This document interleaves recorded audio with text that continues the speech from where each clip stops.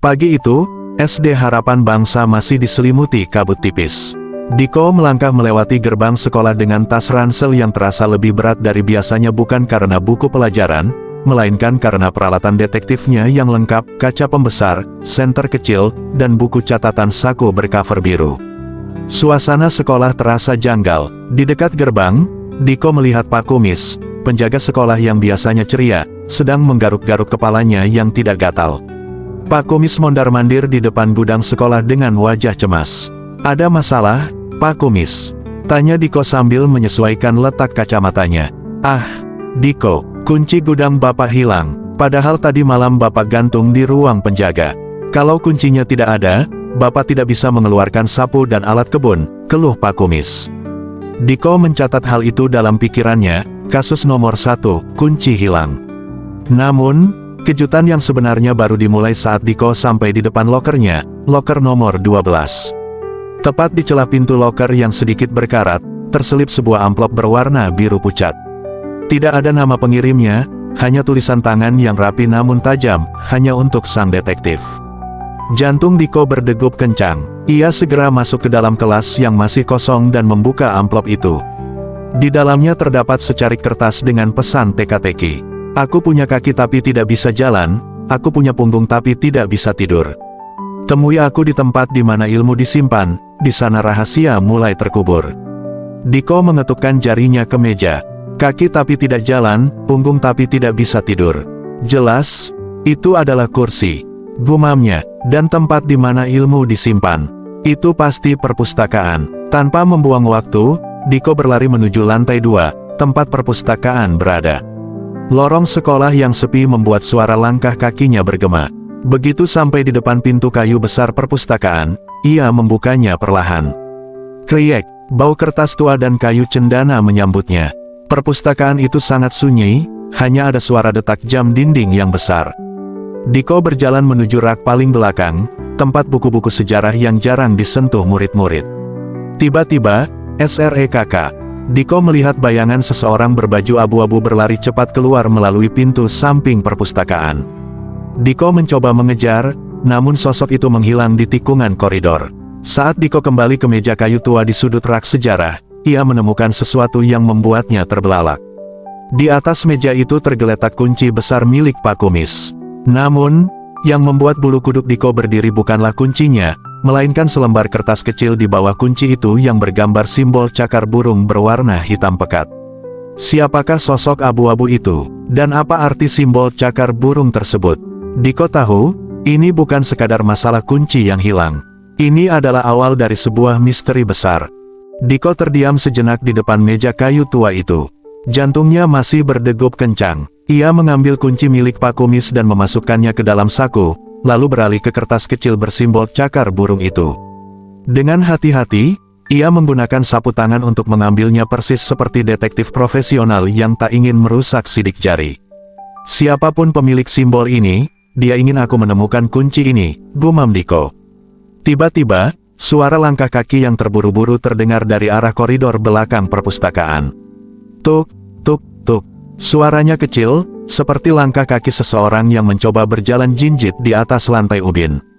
Diko segera keluar melalui pintu samping, tempat sosok berbaju abu-abu tadi menghilang.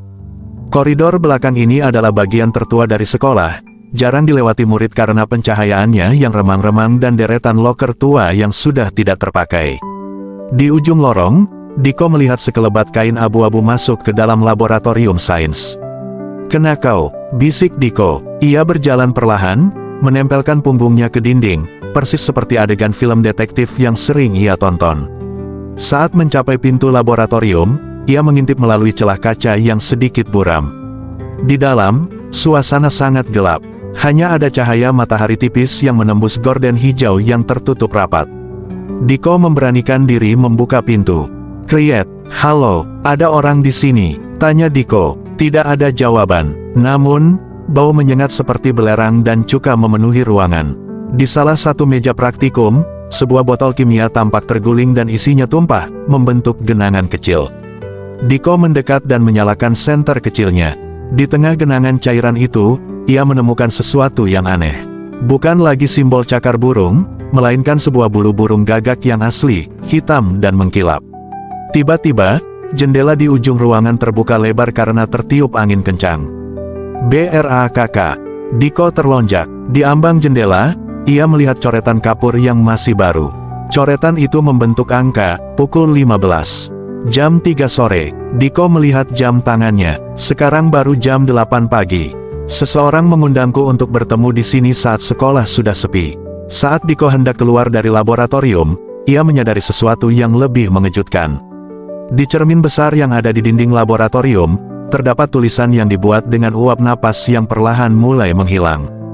Diko menelan ludah. Si misterius berbaju abu-abu itu tidak hanya cepat, tapi dia juga tahu nama Diko. Apakah ini teman sekelasnya, atau seseorang yang selama ini mengawasinya dari jauh? Satu hal yang pasti, istirahat nanti Diko harus menyelidiki siapa saja di sekolah ini yang memiliki kaitan dengan simbol cakar burung atau burung gagak. Analisis detektif Diko catatan saku. Temuan bulu gagak asli dan pesan waktu. Lokasi laboratorium sains yang berbau kimia. Tersangka seseorang berbaju abu-abu yang tahu nama Diko. Bel istirahat berbunyi nyaring. Diko tidak pergi ke kantin, melainkan berdiri di dekat mading sekolah, mengamati setiap murid yang lewat. Matanya yang tajam mencari satu hal, siapa yang memakai baju atau atribut berwarna abu-abu, atau siapa yang memiliki simbol cakar burung. Diko mencatat 3 tersangka utama. Bonnie, anak kelas 6 yang selalu memakai jaket hoodie abu-abu. Sari, ketua klub sains yang baru saja keluar dari laboratorium. Rio, anak pendiam yang hobi menggambar di sudut kelas. Diko memutuskan untuk mendekati Rio setelah melihat ujung krayon hitam mencuat dari saku bajunya. Saat Rio sedang asyik menggambar, Diko duduk di sampingnya. Gambar yang bagus, Rio. Apakah kau suka burung gagak? Rio terlonjak kaget dan mencoba menutup bukunya, namun terlambat. Diko melihat sketsa cakar burung yang sangat mirip dengan kertas di perpustakaan. Kenapa kau memberikan kunci itu lewat teka-teki, Rio? Tanya Diko tenang. Rio menghela napas panjang. Aku tidak bermaksud mencurinya, Diko.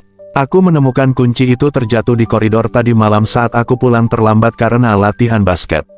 Aku ingin mengembalikannya, tapi aku malu bicara dengan Pak Kumis. Aku tahu kau detektif yang hebat, jadi aku membuatkan permainan agar kau yang mengembalikannya. Lalu, kenapa ada pesan di cermin lab dan janji jam 15?